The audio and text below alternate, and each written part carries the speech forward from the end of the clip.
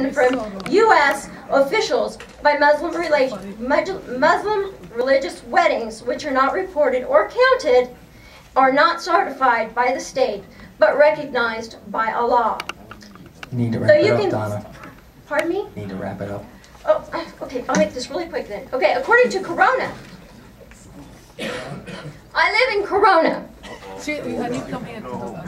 And recently, at the last time I was over there, I took some pictures. They exceeded their parking regulations by having a number of 138. They had 147 instead. Across the street, they had 28 people in the dirt parking lot. As you can see, all these cars. Your time is up. Okay. You need to wrap. And all these were in the park across the street, which they made a deal with the city. That is not appropriate, so I encourage you that you establish new standards to equip a mosque for their parking, as it does not apply for the church. Thank you, Donna. Thank you very much.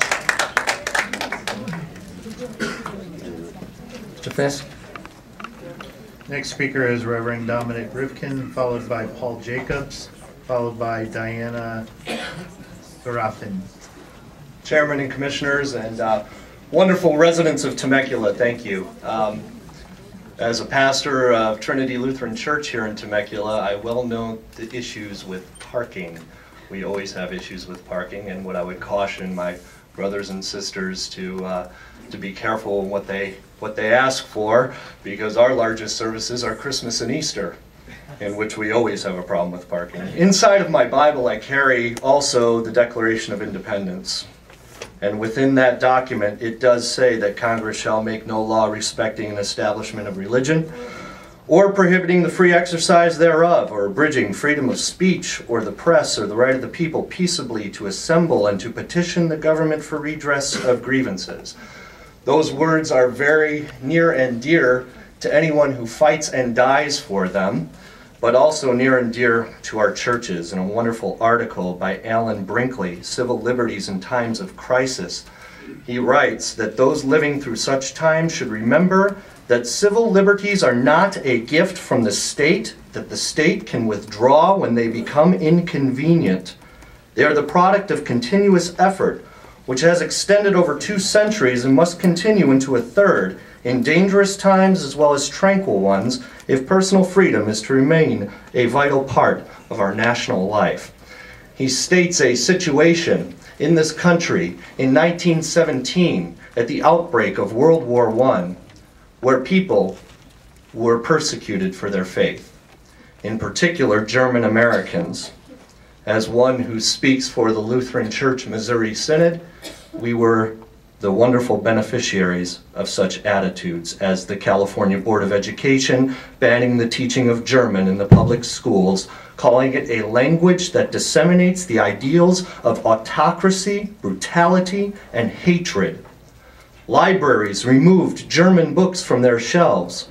Merchants and others dropped German words from the language, such as sauerkraut, which became liberty cabbage, and hamburgers became liberty sausage. German faculty members were fired from universities, German musicians fired from orchestras. The Red Cross barred German names, people with German names, from working with the organization. And one that is very near and dear to our church body, a Minnesota German Lutheran pastor, was tarred and feathered because he was overheard praying over a dying woman in the language of German. We cannot allow fear to dictate our public policy. We have a constitution, we have a freedom of religion, and we stand in wonderful, wonderful acclaim of those who want to share that wonderful gift. Thank you, sir. Next speaker is Paul Jacobs, followed by Diana Seraphin, followed by Bob Cowell. Good evening, Commissioners, Chairman, City staff, and fellow citizens. My name is Paul Jacobs, a resident of Temecula since 1995. I am here tonight for love of God and country. As Commissioners, you have sworn to uphold the Constitution of the United States of America. Religious freedom was so important to the founders of our nation that it wasn't the 8th or 10th Amendment, but the very first line of the First Amendment emphasizing, quote, Congress shall make no law respecting an establishment of religion or prohibiting the free exercise thereof, unquote. Thomas Jefferson owned a copy of the Quran. Let me share my own American journey of religious freedom. I was raised Protestant following my mother's religious background, but on my dad's side of the family I had a typical Jewish grandmother. She made the best cheese blintzes. I met my wife on a college field trip to Watts Towers, but if that's not strange enough, I took her to visit the Hare Krishna Center in Laguna Beach on our first date. A few years later, we were married in a Catholic church. That kind of spiritual schizophrenia is probably not all that unique in America, because we are a nation founded on religious freedom. There is not an organized religion I have embraced, but that has not deterred my faith in God. Christians and conservatives have tried to convert me, but America the Beautiful allows everybody to find their own way. Only a heathen would block anybody seeking a righteous path. The misunderstandings driving the fear of an ancient world religion is unfortunate. Any religion that has believers praying to God 5 times a day can't be all bad.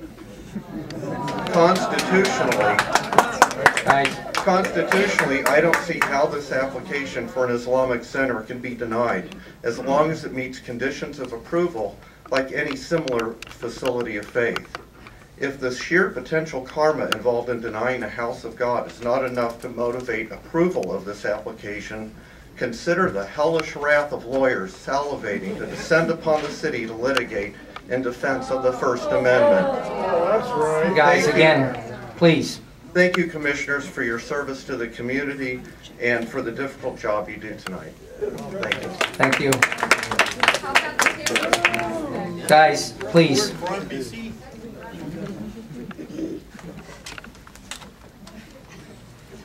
Our next speaker is Diana Seraphin, followed by Bob Cowell, followed by Rabbi Heiam Balika.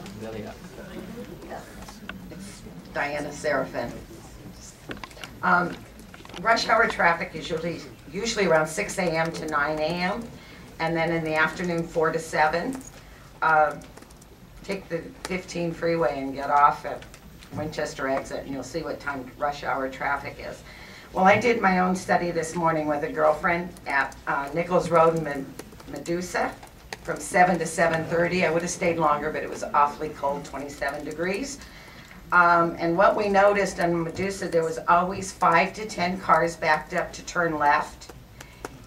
And when Nichols Road had a gap, 2 cars went through the stop sign every time. It's really, really bad there. So then you're going to add the 3 churches, and you're going to have all this traffic going through. You really need a report done from rush hour traffic from like 5:30 to 9. Kids, there were school buses in line too, waiting. And then 3 to 7 at night. I would suggest a Monday or Friday when traffic is really heavy. Okay? Thank you, gentlemen. Thank you. Our next speaker is Bob Cowell, followed by Rabbi Heiam Balika. You know what? Just so you guys know, Mr. Fisk has the hardest job. He has to pronounce all these names. Go ahead, I'm sorry. Followed by, I believe, Louie Cohn. My name is Bob Cowell. I live in Marietta, just a little close to Nicholas Road, and I've owned property in the area for 23 years. By the way, I wouldn't be, having lived in a growing city, I wouldn't, with all these empty stores and things, I wouldn't be so, I would like a moratorium on building, actually, completely. I mean, because we have so many empty buildings and so many empty houses, why build anything else? So, having said that, the other day I was trying to look up when we're going to have the planning meeting and a little bit of background on it, and I noticed that the commission had already considered this and had already said that they were signing off on this already. So if you look at, if you go online, I'm looking at John Telesio, and he's going, wow, I didn't know that. So if you went online, and they say it's a draft, but there's no draft for the other side. I'll read it. It says, it's a planning for the mosque here, and you can look it up on your online. I can send you a link if you want. But what it says is, see, a planning commission at a regular meeting considered the application and environmental review on December 1st, 2010, a duly noticed public hearing as prescribed by law, at which time the city staff and interested persons had an opportunity to and did testify either in support or in opposition to this meeting. That means December 1st, 2010. That's tonight. At the conclusion of the commission hearing and after due consideration of the testimony, the commission approved planning application blah blah blah, subject to and based upon the findings set forth hereunder. Legal preconditions to the adoption of the resolution have occurred. So December 1st has occurred. This is the MOS, this is the Planning Commission. This is saying that you've already done it. So what's the deal? So Guys, please. Yeah, I'm the one that's speaking, guys. Hey, anyway, hey, the Brown Act, I talked to Laura today about it. He said that's in violation of the Brown Act. So I just want to let you know that that might be a possibility there. And if I do have time, do I have time? Yes, okay. Ich bin ein amerikanischer Deutscher. My grandfather was from Germany, and we grew up. My family grew up here in the United States, and we know a little bit about persecution. However, my family knew that Hitler was a bad guy and didn't like him, and our family rejected him. However, we still were persecuted, but we understood what the persecution was about. You need to wrap it up, sir. Yes, and I will. And that's, by the way, not rejecting Hamas is a big deal, and that is a fear of the known, not the unknown. Thank you. Thank you. Mr. Chairman, the draft resolution that's in your packet is a proposed resolution that the staff prepared based on the agenda report. You'll notice at the end of that there is no certification and it's not signed by the chairman. So unless and until this commission votes with at least 3 votes to approve that, it is not an approved resolution. If at the end of this hearing this commission decides that it wants to approve this project, you may adopt that resolution. If you decide you do not want to approve it, you'll direct the staff to prepare one with findings for denying. But no action has been taken at this time. Thank you. Guys, next speaker, Mr. Fisk. Next speaker is Rabbi Heiam Belika, followed by Louie Cohn, followed by Matthew. Good evening. My name is Rabbi Chaim Belyak. I'm a member of the Progressive Jewish Alliance and also representing the Abrahamic Faith Peace Initiative. We've sent a letter from the Peace Initiative. Tonight I'd like to address the question of what time it is. From my perspective, I think of this as difficult times. We're in difficult economic times, etc. In that kind of situation, often people result to dealing not rationally, but in a way of talking about their fears. What I've heard today often relates to the people who are against the building of the mosque in terms of fear that is unfounded.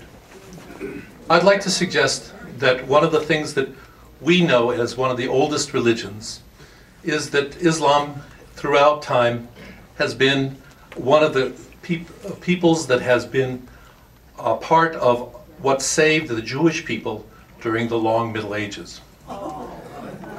Those people who don't know this history need to respect the fact that this night of Hanukkah, which we begin celebrating, really refers to the struggle for religious liberty. Yes, indeed, it sounds to me like the details, the T's have been crossed, and that this proposal should go forward on the basis of what the report has been from the city officials. I'd conclude with just 2 remarks. One, the most important rule in the Bible is repeated 36 times. You were strangers in the land of Egypt. You know the heart of the stranger. Many Muslims are